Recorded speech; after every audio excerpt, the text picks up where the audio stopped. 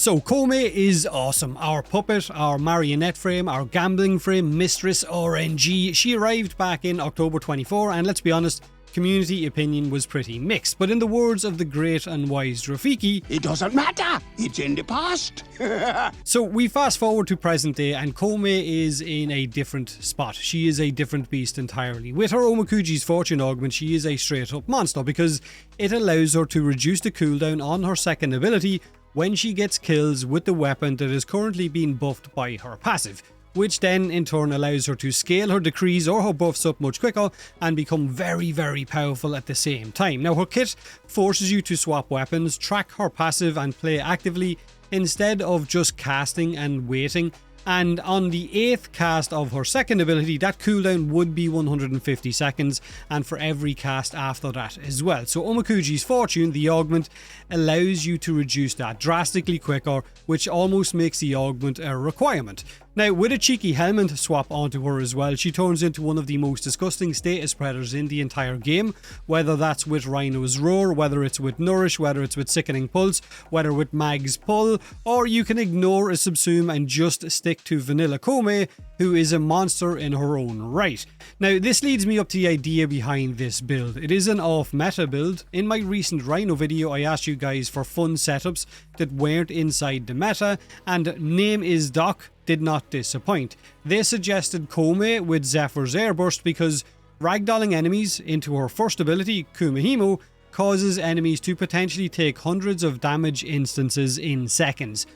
When ragdolled, all of their limbs will flail around and hit those treads multiple times. Basically, she will stack loads of status effects onto those enemies that are clumped up inside Zephyr's Airburst. Whether that's cold, electric, heat, toxin, gas, blast, and so on. So the synergy between Airburst or any grouping ability or even a weapon that can group and Koumei's first ability is absolutely amazing. So I guess the playstyle is you will cast Airburst, then you will cast her first ability into the middle of that big murder ball that it creates, and if it is a 666 on her first roll, then she will prime them with every status effect available.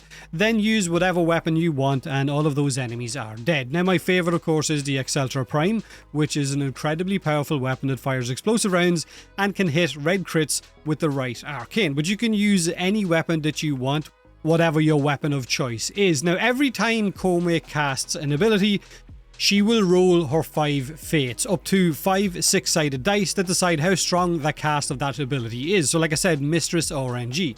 So the higher the roll on the dice, the nastier or the more cracked the effect is going to be. And if she rolls 3 6s, she will get a buff called Shadow's Affinity, which I think has a 10% chance to happen every time she casts an ability, which will give each of her abilities a bonus effect. Like I said, for her first ability, if she rolls 3 6s when she rolls her 5 fated dice, she will suddenly proc every single element on enemies that hit those treads, and they will change colour. They will be pure silver, whereas if it wasn't a 666, they will be green, they will be red, they will be blue. Everything to, I guess, represent the element that thread is, I guess, spreading.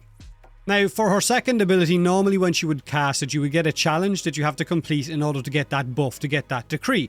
But if you roll 666s, the decree is just instantly going to be added and you're not going to have to do a challenge. For her third ability, Omamori, which will spawn charms around her and give her a 50% chance to ignore damage and heal her instead, if she rolls 666s, she will get flat out invulnerability for as long as that charm survives. For her fourth ability, which is her main crowd control ability, or ultimate, enemies will get snared and lifted up like a marionette and they will get random status effects spreaded on them, but if she gets 666s, you will get the maximum amount of status effects on those enemies while they are up in the air, but normally it would be in a cone shape in front of you. But if she rolls 666s, it will cast those status effects in a 360 degree area around Koumei. Then of course there is her passive. Once every minute, one of her weapons is chosen by fate to randomly inflict status procs every 60 seconds or for 60 seconds. It is RNG, and like I said, her augment is tied to this, so whatever symbol it is shown on the bottom right of your screen, switch to that weapon and that augment will allow you to reduce the cooldown on her second ability once you get kills. Now, if you're looking to get your hands on Koumei, you can get her main components on her blueprints from the Shrine Defense missions on the Saya's Vision on Earth in Cetus, or you can purchase these blueprints or these items off Koumei's Shrine in Cetus for Fate Pearls, which is a Pity system mechanic. Now the Fate Pearls are dropped from the Infested Oni at the end of every shrine defense, and you can get anything from 14, I think, to 18 or 20 to 24 on Steel Path. Now each component will cost, I think it is 55 pearls, so if the components themselves aren't dropping from those shrine defense missions, you can get the Fate Pearls and then you can spend the Fate Pearls at that Koumei shrine on Cetus and buy them instead. So it is a nice pity system.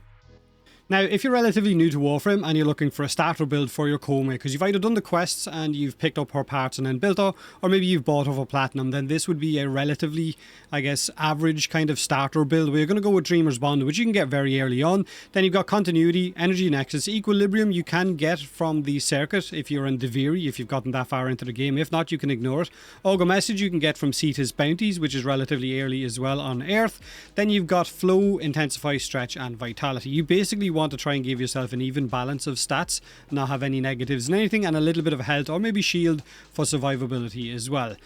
Her third ability is going to give you quite a lot of survivability. It is really, really good, so I wouldn't worry too much about that when you're starting out in the game. But until you get all of the Prime mods, the Archon mods, and everything required, the Arcanes included, to give you an incredibly powerful Koumei build, then this would do you up until that point. And you can switch out any of these mods to the Prime variants or the stronger variants when you get your hands on those mods.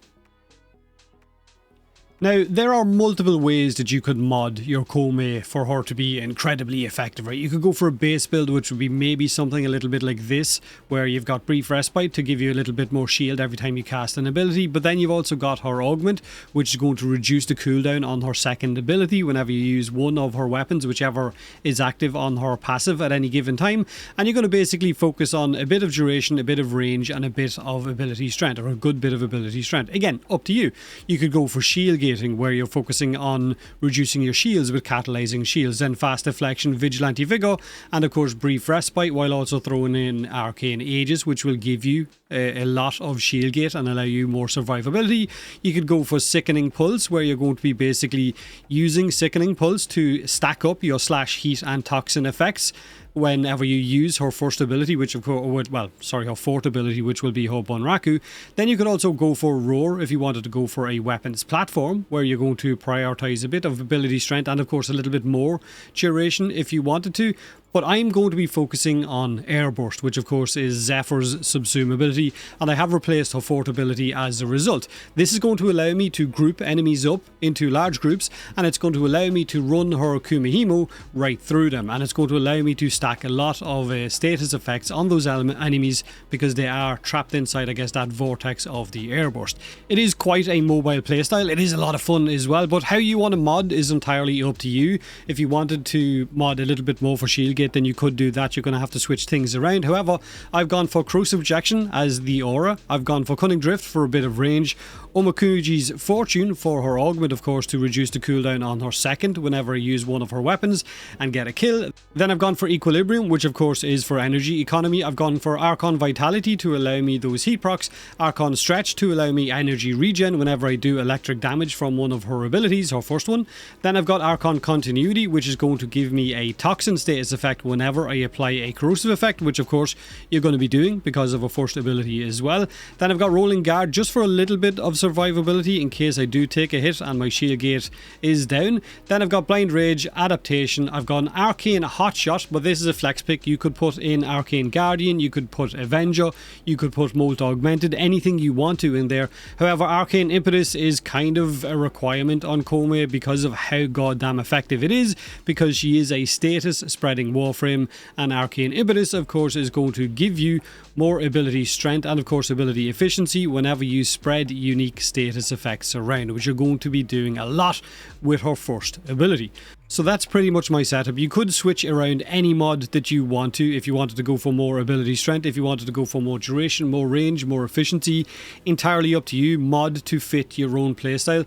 I don't have a flow mod. I don't have a prime flow mod on for the simple reason I have 2 Tau Forged Energy Max Archon shards on. So you might want to maybe put in get rid of equilibrium and put prime flow in there instead. I've also got a casting speed one, I've got a corrosive stack one, and I've got ability strength as well. But these of course are all flex, and you can choose or switch around whichever you want to as well. But that is my Koumei. Let me know in the comment section below what you think of her since her augment of course was added, and what your subsume of choice is on her if you choose to use one. If you've got any other off meta builds that you really enjoy using, and fun is the key word, you don't really care about throwing out loads of damage, whether it's one that's busted as all hell for parkour or parkour velocity or sprint speed, whatever, let me know in the comment section below. Have a great day, have a great weekend, and as always, thanks for watching.